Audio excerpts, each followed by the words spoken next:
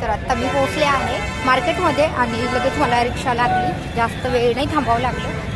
तर आत्ता मला मार्केटमध्ये माझे काम आहे महत्त्वाचं, तर अगोदर ते करून घेणार आहे आणि नंतर रुद्रांशला बिस्किट वगैरे घ्यायचे, तर ते पण घेणार आहे. खूप वेळ येतो का नाही ते थोडा वेळ वाट बघते, 5 मिनटं. आणि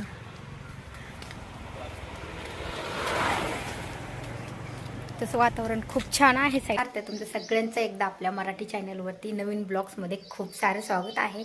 तर आत्ता वाजलेले आहेत 10 आणि मला जायचं आहे मार्केटमध्ये आणि रुद्रांश पण झोपलेला आहे. तर मला आज खूप सारं काम होतं, तर मी काय काय घेणार आहे तुम्हाला तर कळेलच पुढचा व्हिडिओ बघितल्यावर. तर तुम्ही जर माझ्या चॅनलवरती नवीन असाल तर चॅनलला सबस्क्राईब करा, त्या साईडला बेल आयकॉन आहे ते क्लिक करा, जेणेकरून माझ्या प्रत्येक नवीन ब्लॉगचं नोटिफिकेशन सगळ्यात आधी तुम्हाला भेटेल. आवडल्यास लाईक करा, तुमच्या फ्रेंड. अजून रिक्षा, तर रिक्षा पॉईंटला म्हणजे इथं एक छोटा पॉईंट आहे, म्हणजे असला तर असतो इथं, नाही तर नाही. तर 5 मिनटं थांबले होते मी, पण इथं नाही भेटला. तर आता मला पुढच्या रिक्षा पॉईंटला जावं लागणार आहे. चलून चलून मला धाप लागली, कारण की मला 1 तासात परत यायचं आहे.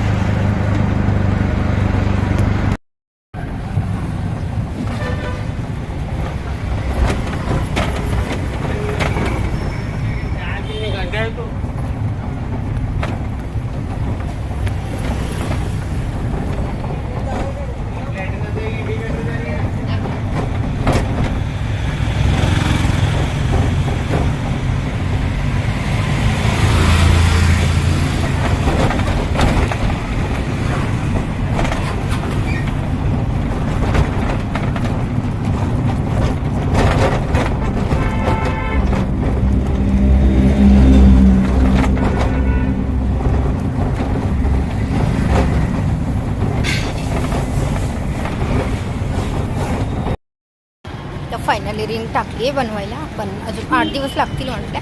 तर 8 दिवसांनी आल्याच्या नंतरच मी दाखवणार आहे की कोणती रिंग आहे, कारण की खूप माझ्यासाठी स्पेशल आहे ती. तर आत्ता घ्यायचं आहे रुद्रांशची बिस्किट वगैरे, तर आत्ता ते घेऊया आणि नंतर घरी पण जायचं आहे, कारण की रुद्रांश रडत होता खूप आणि आत्ता ऊन पण खूप पडले बाहेर बघू शकता, कारण की कंटिन्यू पाऊस चालू होता. आणि आत्ता आजच म्हणजे पाऊस बंद आहे आणि ऊन पण छान पडले, तसं भारी वाटायला लागले बाहेर मस्त. तर आता मी रुद्रांशला बिस्किट वगैरे घेणार आहे आणि अजून थोडंसं साहित्य घ्यायचं होतं मला.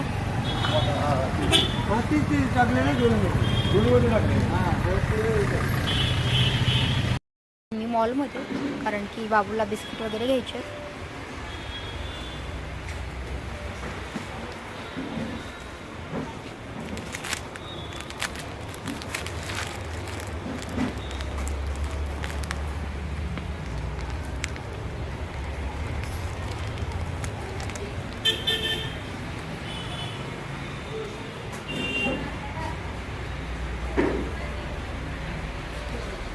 जास्त काही नाही, बिस्किटच घ्यायचे होते आणि वेफर्स वगैरे घ्यायचे.